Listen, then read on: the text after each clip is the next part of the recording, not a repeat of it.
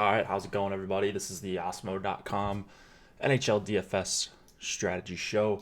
We've got, let's see, I think it's an 11 game slate, kind of at a weird time.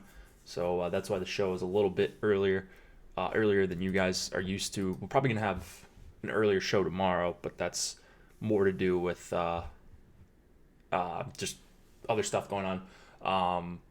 So a couple days of early shows. Today we've got a 4 p.m.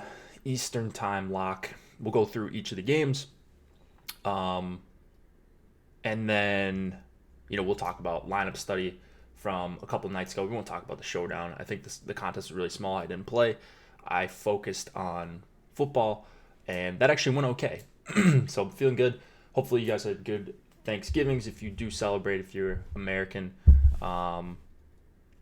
Good day in sports. A bunch of college football going on. There's NFL in the next couple days. And it's a fun time. So excited to talk about some NHL. And the contests are actually pretty decent, which I like to see. I like that they included a ton of games here. Thought DK might leave off the couple of later games and just go with like a turbo slate. But I'm excited to have a main slate of afternoon hockey. And we'll probably get out of here at about 3 Eastern. So I'll try to go through really quick. We're presented by Yahoo Daily Fantasy Sports. We love playing over there. Had some success playing over there. NFL yesterday played the guaranteed overlay tournament, and I ended up eking out a pretty good profit, actually. I think I about 2x'd. So pretty good. Min cashing is obviously much easier when there's overlay. So even someone who's not great at NFL can make it happen, like I was able to yesterday. And they're not running an NFL contest with guaranteed overlay for this weekend yet, but they are running a 25K overlay NBA tournament tonight. So this is one where I think hopefully I'm going to be around with if NHL was at normal time, I would probably just play this and just use the tools on the site. But I'm going to try to get into this one way or the other. Got some family in town still, so going to try to sneak away and get into this 20K up top, 10K to second. I don't even know if this is going to fill. And look at this right here. Negative 14.3% management fee. You will not find a better tournament, maybe all year, on any site. So this is about as soft as it gets. It's already softer competition over on Yahoo. That's one of the appeals of playing over there. Use promo code OSMO if you are signing up for up to $30 of Yahoo Sports rewards points. So really cool tournament. I almost never play NBA, but this might be a deal that is too good to pass up. Max 25 entries, up to a $250 investment. I might actually get into this one. And I think you guys should. If you're considering playing NBA, I don't see a reason to not get into this tournament. Let's see. What else do we have here? Lineup study. I need 100% overlay to win at NBA DFS. Yeah, I guess I only needed 50% or was it 50%? Yeah, 50% overlay yesterday to win in some NFL. So I'm right there with you. I would like 100% overlay at NBA though. That'd be pretty cool. Let's look at the slate from the other night. The Pittsburgh 1 slate. I was kicking myself because we talked about Pittsburgh 1, how they were crazy expensive, but that we wouldn't be surprised if they were one of the top stacks on the slate or the top overall stack, and they went completely nuts. So the Haba, I'm not exactly sure. Anyways, took it down, bunch of lineups, but had a bunch of Pittsburgh 1. And Gaudette, Virtanen, Levo. So the Vancouver 3 Pitt 1 stack takes the cake. Wow. I mean, no uncorrelated goalie, but had Rask. Got the win there. I think Boston was a pretty decent favorite. They were against Ottawa, I believe, this night. Nate Schmidt, Goligoski. I always pronounce his name wrong. Both guys that were solid production. So really, really awesome lineup that ended up working out. I ended up personally with no Pittsburgh 1 exposure, even after saying you should probably be playing them in a couple lineups. out if you're playing 150, and I was scrambling at lock. I just didn't end up there when I was like filtering through lineups. So pretty brutal, especially after we talked about that at length. Bunch of familiar names at the top, per usual: Slewfoot, Boggs Light, Matt. I don't know if Matt's watching the show right now, but looks like he competed, almost got there with a really unconventional lineup. I always forget to click on this little 3 horizontal bar. Goudreau, Sorensen with Pitt 1, of course, Letang. So I had the nut 4-man. Not really correlated goalie. I mean, he correlated Hutton with Jonathan Quick, Tyson Barrie, Letang. So kind of a 4-2-1-1, I guess. But, Hutton was really good at 0.2% ownership, 3 defensemen. So maybe that was the key, or one of the keys to getting Pitt 1, is to kind of punt on your last spot. Not a lot of $2,600 forwards, but he made it work and almost got to the top. So really, really nice lineup there. Got creative with Pitt 1, and that's kind of what you had to do. Just crazy. Just under 25, under 20% total exposure sum. So, was a good slate if you had Pitt 1. If you didn't, it was a log off pretty early because they went nuts. I think mid-second period, it was pretty evident they were gonna be the nut stack. All right, let's move it on to free stuff. If you are playing NBA DFS tonight and you are playing in this Yahoo tournament, we do have projections available today. That is our free piece of premium content. So I think the guys on the social media team and the marketing team did that on purpose. If so, very smart. So go play over on Yahoo. I mean, just get into that tournament. There's really no reason not to. Even if they weren't sponsored by the show, you should get in that tournament. You should always try to find guaranteed overlay. I mean, it's offered a couple times, maybe a year. And Yahoo is, I think, the only one that have done that. The only site that's done that, maybe. Let's talk about tonight really quick. And we'll start off with a game that I'm a little bit torn on. We've got a 3.5 implied total for the Leafs, 3 for the Sabres, Michael Hutchinson, and Linus Ullmark. They may not have unlocked it, Liquid Demons, just yet. But that was one of the things that was supposed to be free today, so I'll ask around if that doesn't get unlocked. My cheat sheet? Oh, yeah, I have cheat sheets out. They're free every day. They're posted on the Osmo NHL Twitter account. They're also posted on the main account as well, Osmo_com. I think they retweet them. So go check those out if you like some more free content. Thank you. I appreciate that. Just some free stuff, a quick overlook at the slate if you're just trying to hand build or whatever. Just a little bit of a reference of some of the top values, the top raw point plays and stuff like that based on our projections. Leafs, Sabres, Hutchinson, Ullmark. This is a 6.5 implied total game. Likely has a lot to do with Hutchinson in net compared to Freddie Anderson. Pretty big downgrade.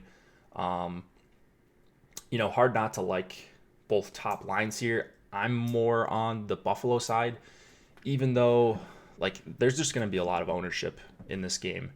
And Tavares coming off a big performance as well. The second line for Toronto a couple nights ago was popular. They went off. A lot of people will probably go right back to them. Matthews always gets ownership because he's awesome. He's only at about, he's under 10% right now, but I think the stack is going to be pretty popular. We've got Nylander going pretty underowned, so maybe I'm wrong on that. If you're going to a Toronto line, I really prefer the top one. Buffalo, they just slow the pace down, it seems like.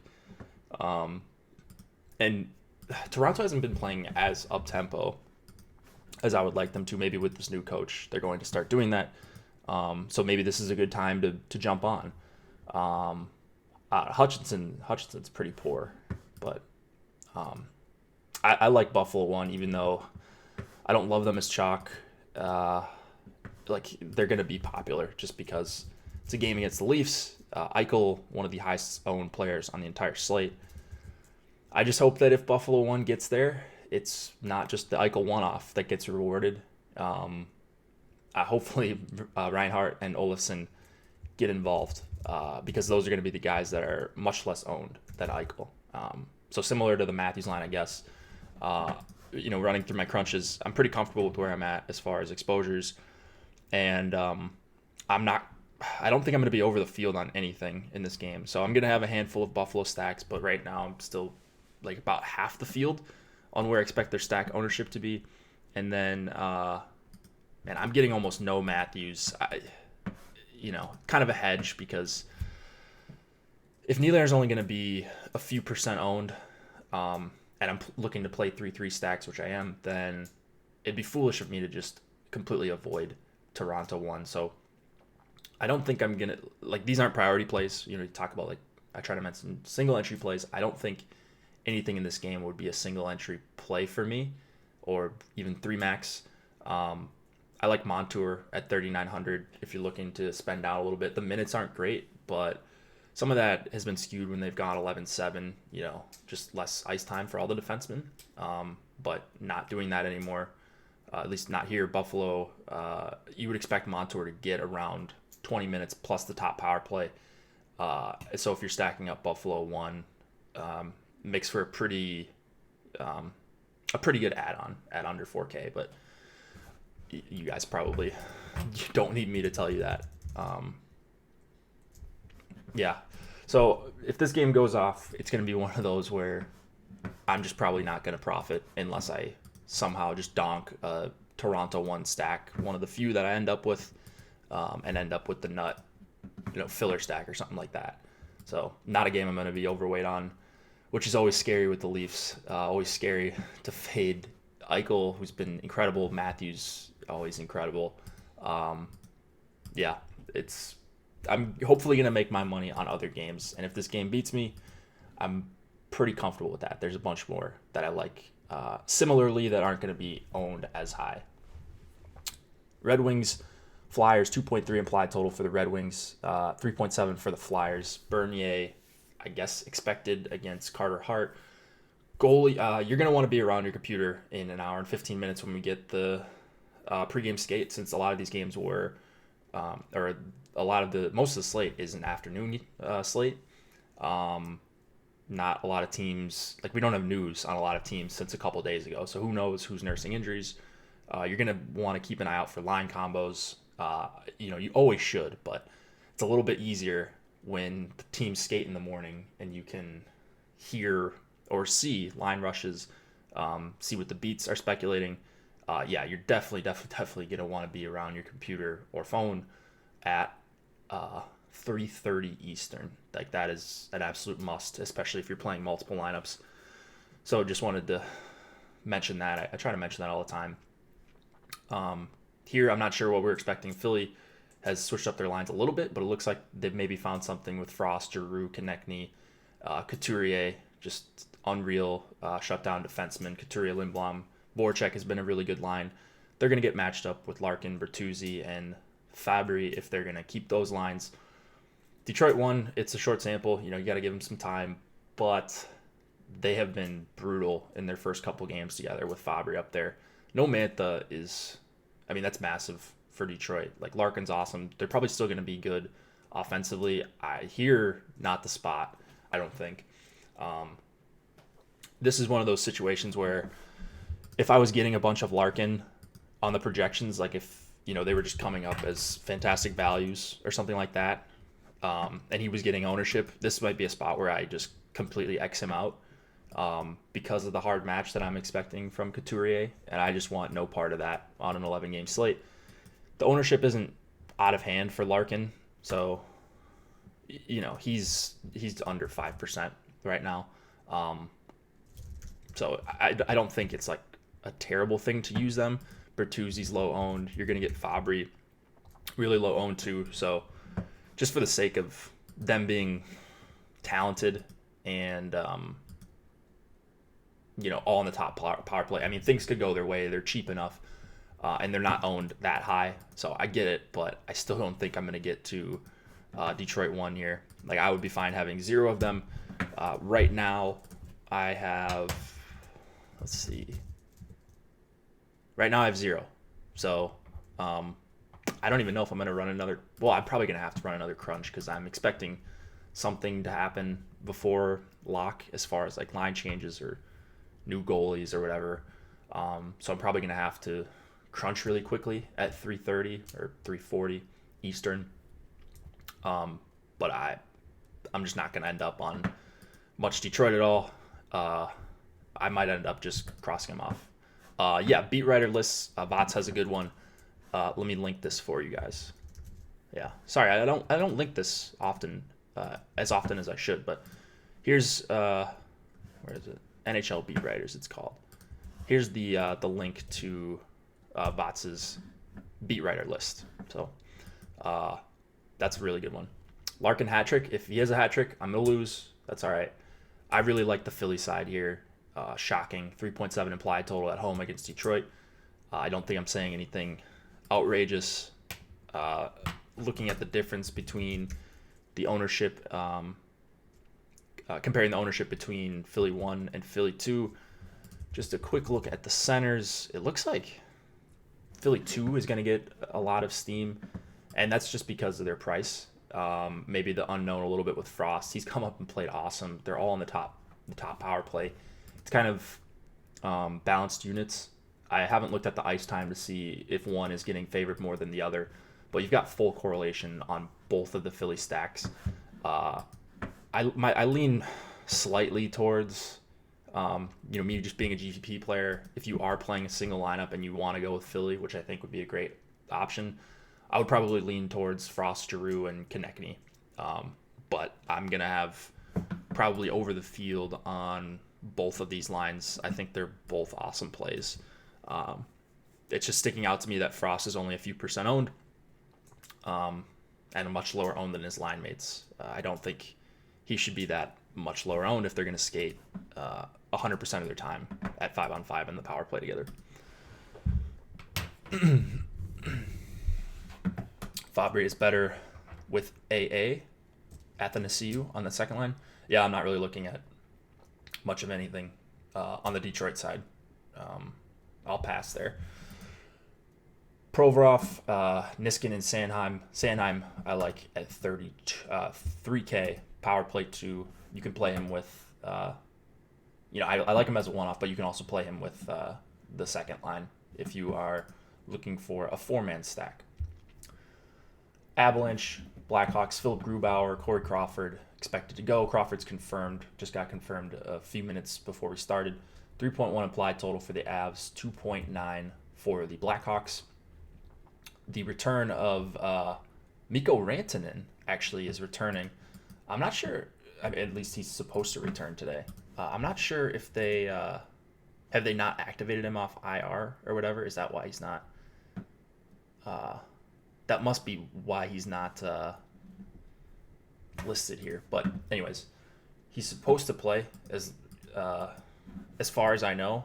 Maybe I missed something, but I'm acting like he is in, or running my crunches like he is in.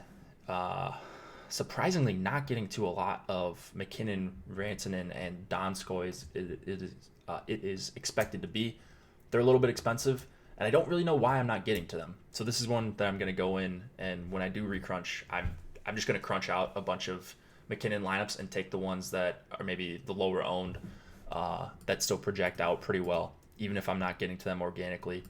The Blackhawks are not good defensively. They have been better at home, on home ice. Do we have Rantanen projected in ownership? We don't right now. Maybe this stack's going to go a little bit... Mikko, he's supposed to be back tomorrow? Is that right? All right, let me do a quick search. I don't want to be lying to you guys.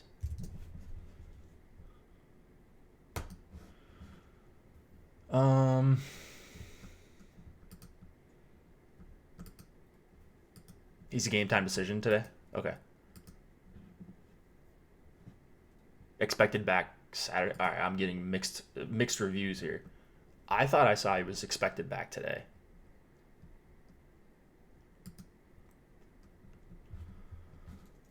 I'm pretty sure I saw them skate together yesterday, but Anyways, Colorado one is a fine stack regardless. If it's tomorrow, my bad. You know, just be around your computer at 3:30 Eastern, and just make sure you get the right line combo. Whoever correlates to McKinnon is always in play. Donskoy, pretty good price at under 6K based on how he's played with McKinnon. There is not a matchup I'm really worried about for this Blackhawks team. And I was really shocked to see the numbers or where I was getting to Chicago at. I got to a ton of this second line, Datch, DeBrincat, and Kane. The numbers for DeBrincat and Kane are not good. Okay, so Miko tomorrow. The numbers for Kane and DeBrincat together are not good. But the matchup is, and the McKinnon line hasn't been great defensively. I don't know that we've got a ton of data on the Kadri line, but Colorado just as a whole has not been great. So I like the Blackhawks second line, which I normally don't. They will probably burn me, but this is one of my highest exposed stacks, and did not expect to be saying that, especially with the ownership being the way it is. So yeah, I'm on board with the chalk Chicago 2, which is very scary, especially because part of my play style is just play lines that are good together. Well, this duo of DeBrincat and Kane has not been good together offensively. Like the scoring chances aren't good. The shot attempts, but I have to trust the numbers somewhat. So this is a spot I actually don't feel great about going heavy on chalk Chicago, because I never do. It feels like they're always more owned than they should be. Colorado is taking a decent amount of penalties, and their penalty kill is below 78%, which is bottom third in the league.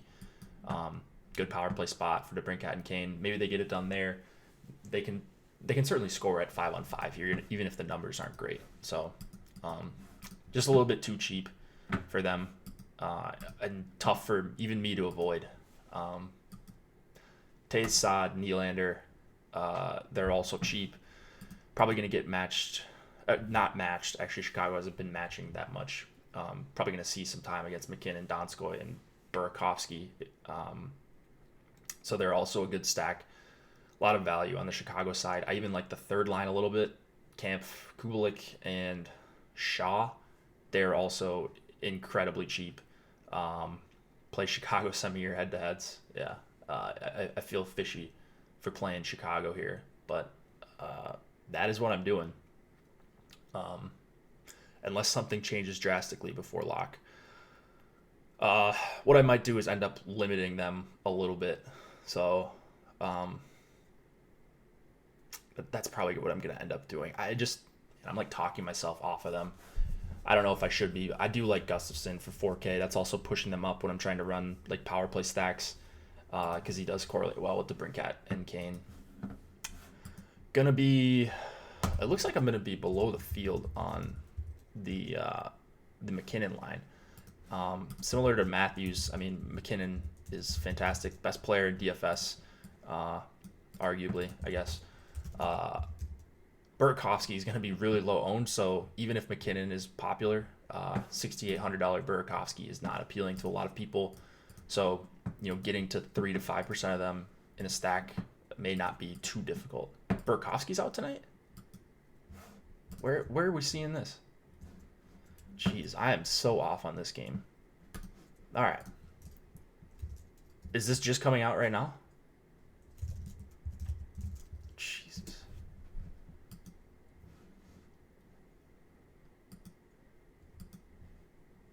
Where am I missing this? All right, so this must have... all right, there we go. They're out today. I need to update this. Nieto skated with Colorado some of last game. Guessing he slides up there. Be around your computer. Just make sure you get the right line combinations. I'll play anyone with McKinnon at this point. And probably a lot of people are like me, and I guess aren't keeping up with the news as much as they should right now. So I completely missed this one. My bad. Cale Makar at 6,800. He's shooting a lot. He's been solid. 6,800 though, not gonna be one of my favorite one-off guys tonight, as you can imagine. Been riding the Makar train, but if he's priced up by Yossi and Dougie, I will give the edge to those guys. Ottawa, Minnesota. We got a 2.4 implied total for the Sens, 3.2 for the Wild. Anders Nilsson and Capo Kakinen, I believe, is expected to go for the Wild. No Dubnyk for a while, so it's not going to be him. Minnesota, they're at home. They've got a good total. You look at the Stahl line, it's pretty popular. The Koivu line, a little bit less popular. I'm not sure that I necessarily agree with that. I kind of like lines 2 and 3 for Minnesota here. Not as much on line 1. And Minnesota 3 probably going to see the most time against Brown, Tkachuk, and Duclair. And their numbers are pretty good together offensively. They just don't get power play time. DFO at bar, don't trust it. Okay.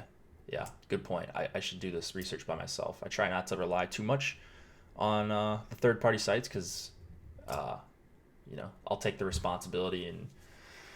But yeah, I just completely missed that about Colorado news.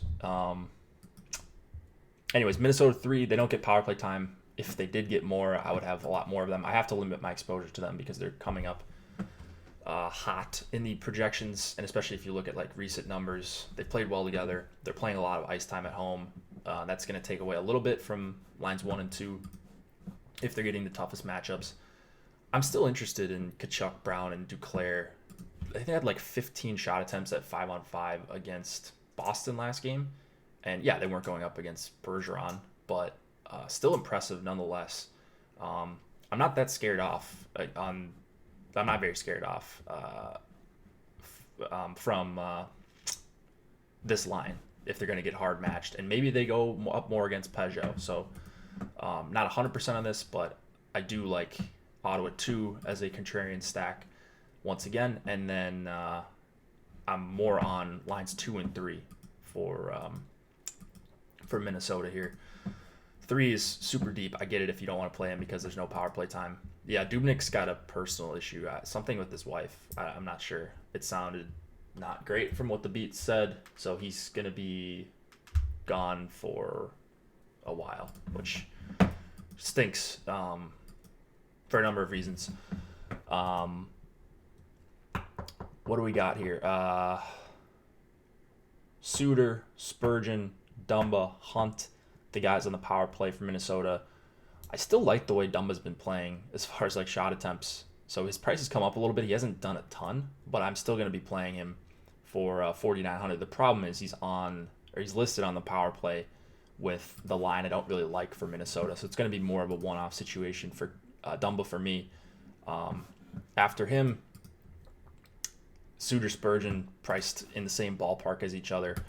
I'm not really getting to much of either of those two guys, but I will say I'm getting to a little bit more of Spurgeon for what it's worth. Not really looking at much on the Ottawa side. If you're going for a 4-man stack, obviously Shabbat, but 6K, a little bit tough to pay here and not an optimal matchup in Minnesota. Jets, Ducks, 2.7 implied total for the Jets, 2.8 for the Ducks. Hellebuck and Gibson in net. We have who knows what we're going to see for Ducks lines. Probably Getzlaf and Raquel together. Probably Henrique and Silverberg together. Those two have stayed together recently. Jets probably going to stick with the same lines. Scheifele, Connor, Line, Wheeler, Ehlers, and Jack Roslovic. I like the top 6 for the Jets here. I think we're going to see Getzlaf, Raquel see the most time against Scheifele, Connor, and Line. That line's been exciting. They have not been good defensively. They've been very good offensively at 5-on-5. So I think you can attack both sides of that. If they moved Kasha up here, I'd be very excited to play a bunch of Ducks 1, especially today when people probably aren't paying as much attention to line rushes and stuff. They're out with the family, or just throwing in last minute lineups. So I hope they do that. They probably won't today, but that would make Anaheim 1 super, super appealing to me.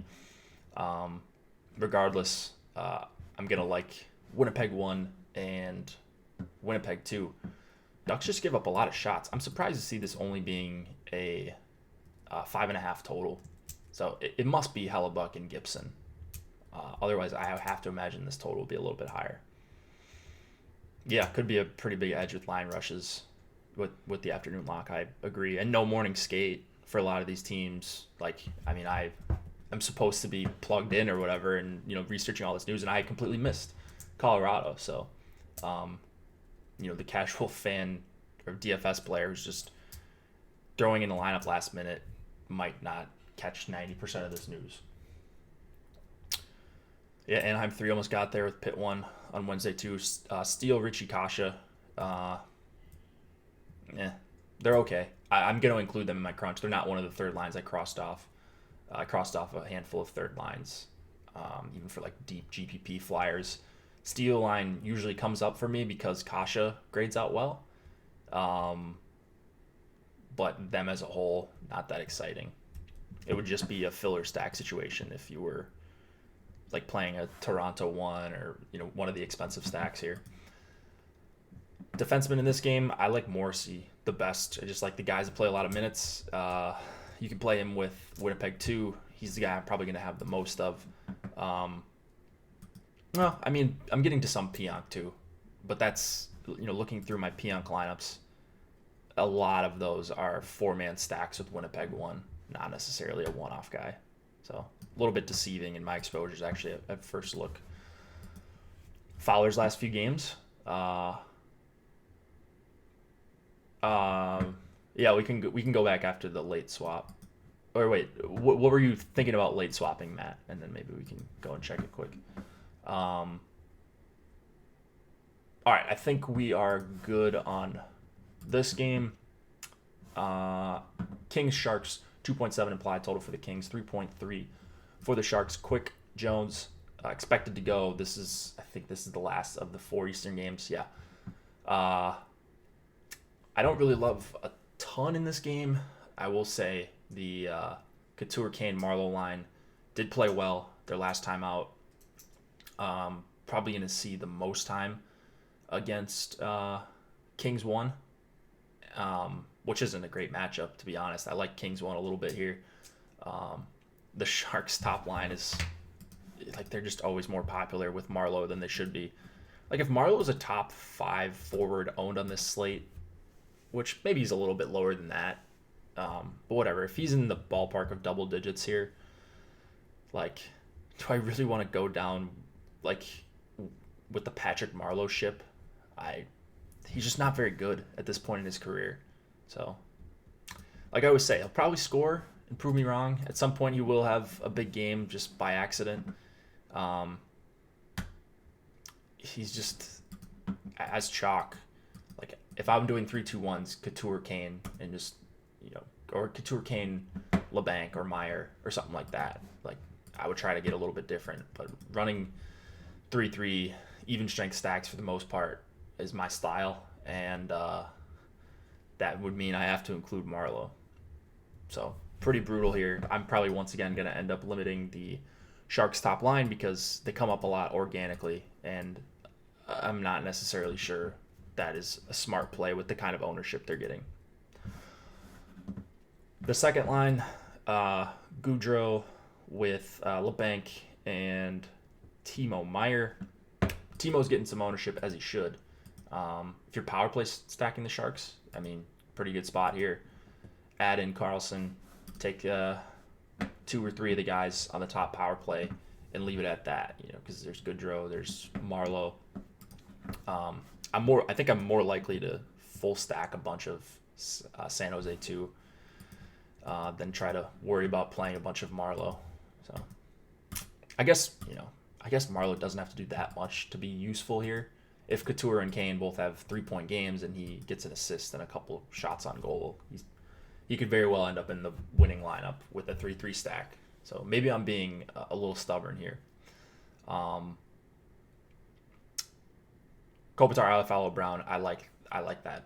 I just like how they're playing. They've had good results lately, so maybe they get a little bit of an increased ownership because of it. But I'm finding they're not really like popping for me because of probably the low total. But I like getting to them. Like they're like filler stack price, and they're playing like a very solid line right now. So I have no problem being overweight on Kings 1.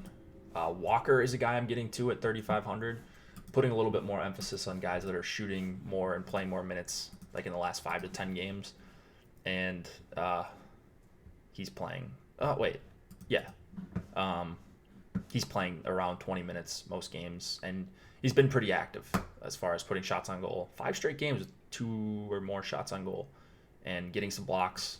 I think you can do worse for 3,500. And I like to play guys in the power play, even if it is the second unit. Carlson Burns, not getting to much Carlson, getting to a few shares of Burns, but if he's going to be, again, one of the chalkiest defensemen on the slate, I'll go to some other guys, some of my the usual hits, the usual favorites. One of them in this game, Lightning, Capitals, Vasilevsky confirmed, Holtby probable, it sounds like. I love this game, specifically the Capitals side. Capitals are not as popular as I think they should be. Tampa kind of a middle of the road team defensively so far this season, and I would love to attack them with Caps 1 especially, but also Caps 2. Stamkos is back for the Lightning, so they're going to be better, I suppose. But I absolutely love the top 6 here for the Caps. Again, they disappointed against Florida. Ovi's going to get ownership, but if we're going to see Kuznetsov and Wilson at 6 and 8%, I'm going to be double that pretty easily. Caps 1, pretty good chance that they're my highest owned stack on the slate.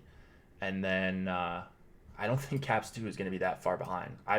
I love attacking Tampa here, especially if we're going to get lower ownership. Phil Kucherov goes under owned for the minutes he plays. Yeah, like the Tampa 1 thing hasn't been as evident this year, where it's just like, oh, Tampa's on the slate, gotta stack them up or they're the scariest fade. And it's a good total here, and it's not like, Eller, Verana, Oshie scares you that much. It's not like, certainly the Kuznetsov line doesn't scare you that much defensively. So maybe a spot I'm overlooking a little bit. I am going to be very, very heavy on the cap side, though. So I will say that I'm probably not going to have a ton coming from the Tampa side. It's just that I like some other stacks a little bit better. If I was going to Tampa, though, or I guess if I do end up getting to some Tampa, it would be with the Point, Palat, Kucherov line, I think. Apples and Genos. There we go. Ovi had 26 shots on goal in 3 games versus Tampa last year. So what's that? Just under 9 shots on goal per game. Give me the over here. Ovi, over under 11.5 shots, right? No, I mean, I think it's a fine spot for Ovi. And looks like there's some spots that are a little bit over-owned. I think this spot is a little bit under-owned. So I guess I am the new Caps lover. I'm usually on the other side of things the last couple years. But give me some Caps. Once again, this is a ship I don't mind going down with. Carlson 7,800. That's way too expensive, you say. It's not, actually. He's right now when I run my crunch, it is him and Dougie. I updated a bunch of numbers. It's like 4 guys that I'm getting at over 20%. Carlson is one of them. Dougie the other. You probably could guess the other 2, the guys I just fawn over all the time. So I love a couple of expensive defensemen tonight. Carlson, I'm actually not finding it too difficult to fit him in, which I love. Right now he's my highest owned player on the slate. When I cut out a couple lineups that I think are going to be a little bit too chalky. Yeah. Tampa 1 not consistently hitting value. I mean, I wouldn't worry about them hitting value. Like, yeah, if they combine for 4 points in a game, that's like a good real life game. And yeah, it might hit value. But on these big slates, you need the outlier performance. And so I'm not as concerned with value. Like we talked about Pittsburgh. They needed an outlier performance a couple nights ago. They were way too expensive, but that also made them way like lower owned than they should be based on their chances of achieving that outlier performance. So I don't necessarily like. I think value is overrated in variance-based sports, specifically MLB and NHL, which is a take I've stolen from Alex. So Carlson 7,800. I like it. Never thought I'd be playing John Carlson for 7,800 against Tampa, and I would be the highest, one of my highest owned players in the slate. But here we are, man. Caps PP. I love it. I love it. Hopefully Vasi doesn't have a stand on his head type game, because I would be very sad. What are we? Work people. Oh, my bad. I didn't post in chat when I was live. Alright, whatever. Damn, striker. Alright, jeez. You guys just check the YouTube schedule. You guys are smart people. Alright.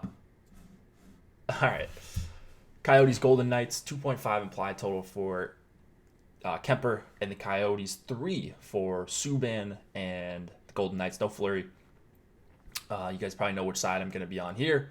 It is the Golden Knights. I love that their lines are back together. Carlson, Marchessault, Smith. That's the line I give the slight edge to. In these spots where, I like Vegas, it's always tough when they have these lines because they both have really good numbers dating back to last year. I guess they're doing some more hard matching with Vegas 1, so maybe you can get an edge in matchups there. I'm not really sure there's a bad matchup though, based on how good these lines are. Like, they're not going up against Couturier, they're not going up against Bergeron. They're going up against Schmaltz, Soderberg, and or Stepan. I mean, I feel like they should run over these lines at 5-on-5. But Arizona hasn't been really run over this season. So you look at the numbers from a line standpoint, you would think Vegas has a huge edge here. That hasn't been the case based on how these teams have been playing, though. But I do really prefer the Vegas side here. Arizona greater than Vegas. I mean, I don't know what are even the records. I don't really pay that much attention to records because we just do this every day. We're not really worried about outcomes, like win-loss outcomes. But it looks like both of these lines are pretty under-owned, in my opinion. Right now, I'm about double the field on both lines, which I really like. If I had to choose just one, I think it would be Carlson, Marchessault, and Smith. That's the line I have a little bit more of.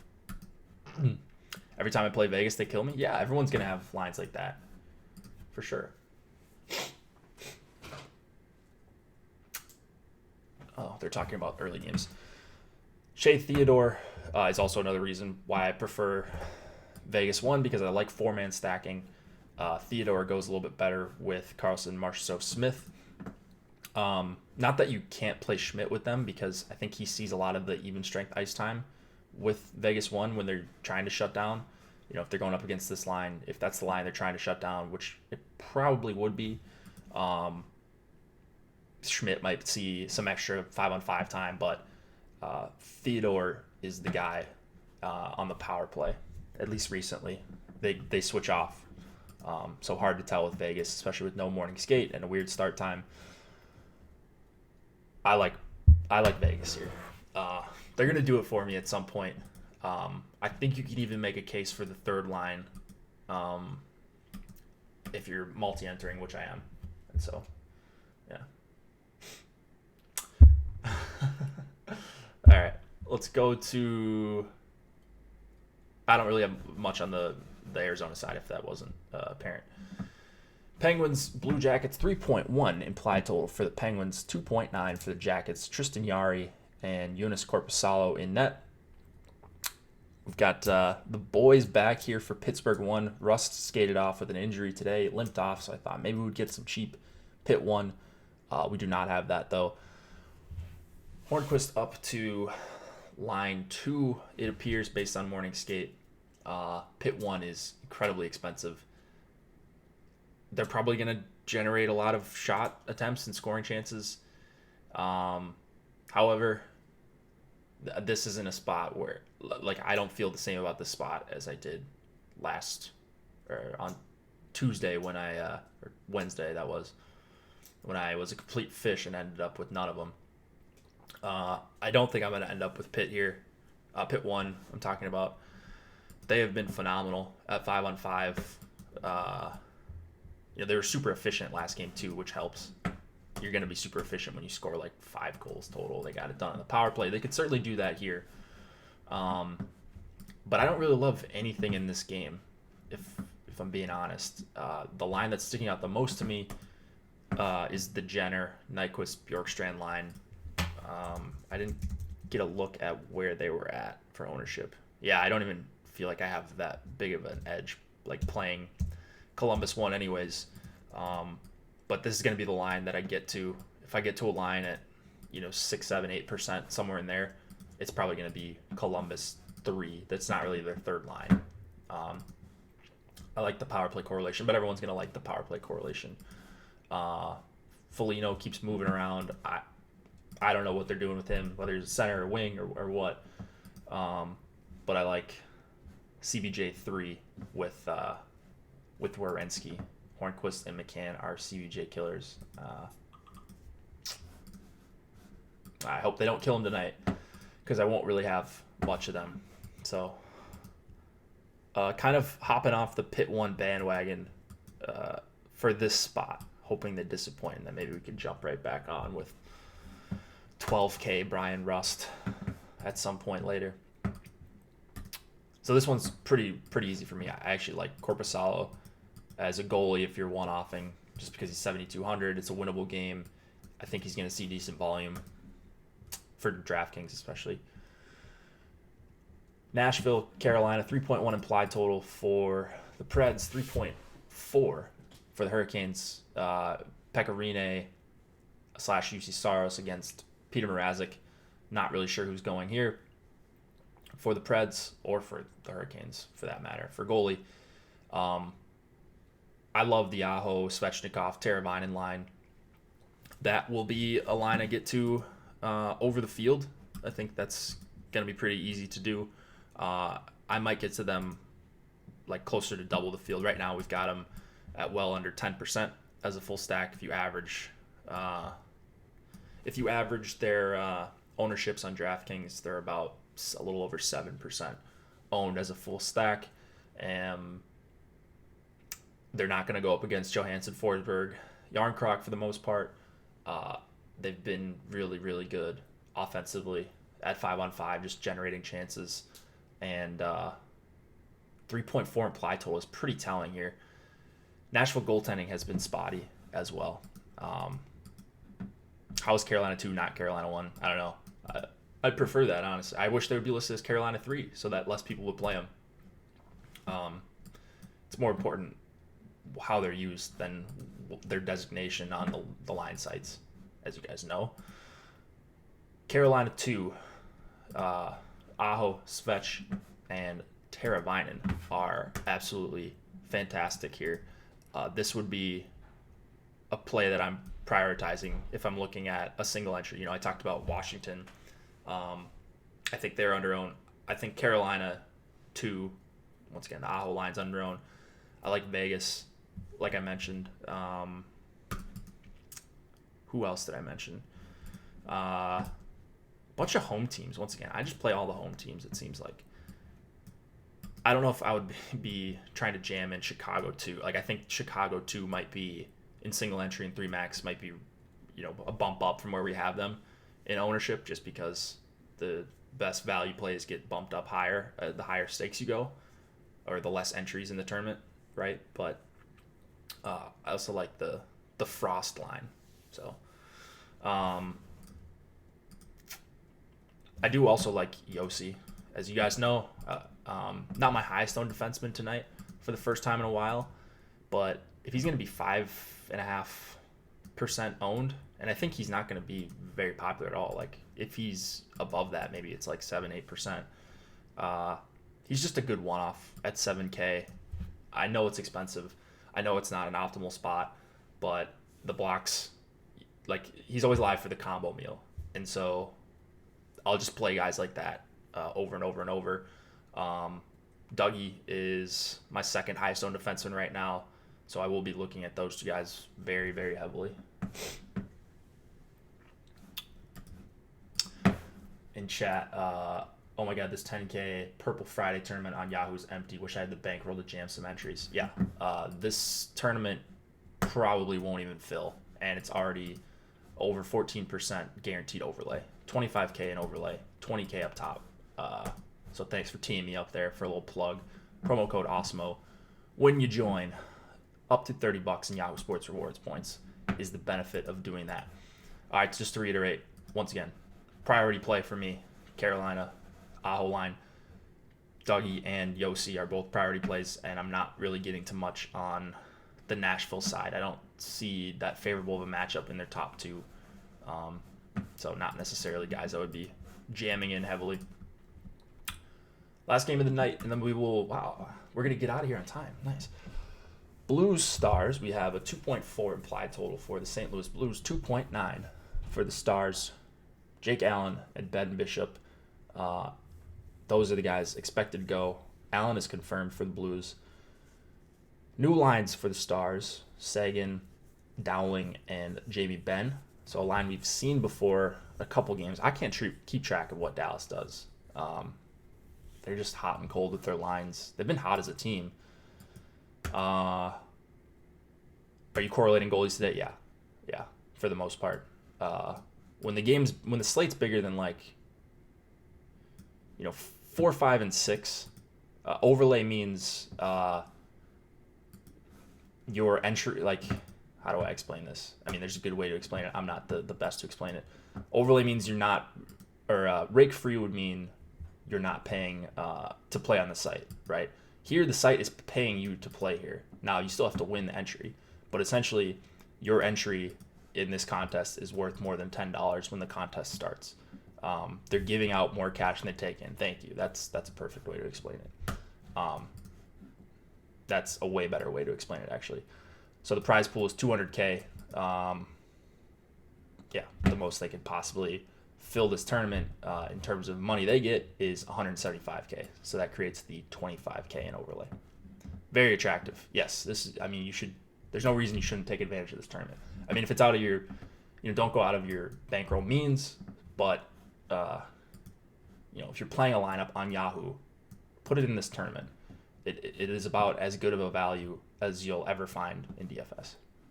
My favorite team? No, they're not. They're not my favorite team. I thought I would like Dallas a lot more here. St. Louis, they've been boring defensively, not terrible, not great. I'm going to have some of the Dowling, Ben, and Sagan line. That's the line that is a little bit more appealing, even though I like Rupe with Radulov too. So if I had to choose one side, it would probably just be Dallas. But nothing here is of the utmost importance for me.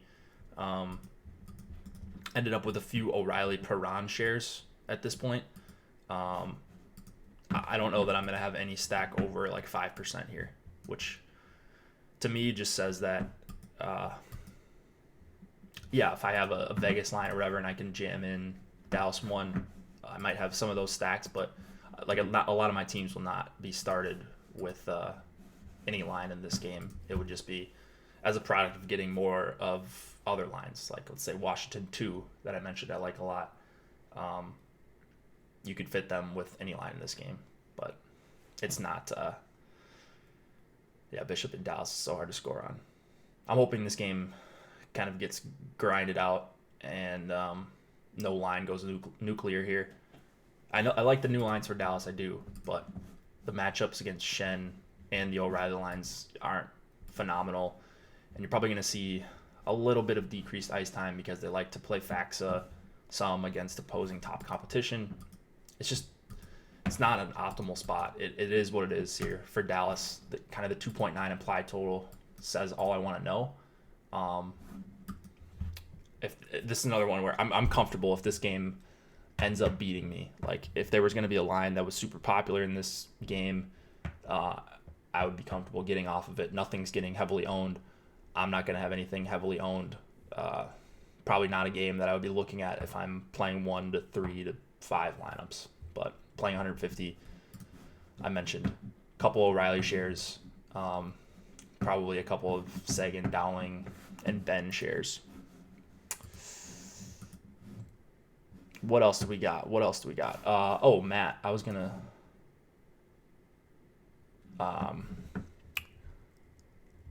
your swap. I had pit 1 with San Jose 3 and swapped from San Jose 3 to that weird build you were talking about on top of the show. It was nearly impossible to find a good line where you could also fit Letang. The nuts would have been with St. Louis 4. Yeah, I mean, I don't know. I think you did it right. I would have just probably full stacked San Jose 3. That probably wouldn't have helped you because Hutton had 16. So you got a unique build, and that's really all that matters. You had the nut stack. You had a unique build. I mean, you gave yourself a chance to win. No one else was going to have anything close to that lineup. So I wouldn't have swapped. I would only swap if I was like chasing in a winner take all or something like that. Like there are certain times you should swap, but it's just hard. It's so hard to like figure this out when all the games are happening at once. Just because like in an event-based sport, you can get a goal, then a power play goal, and your entire slate is turned around in 2 minutes.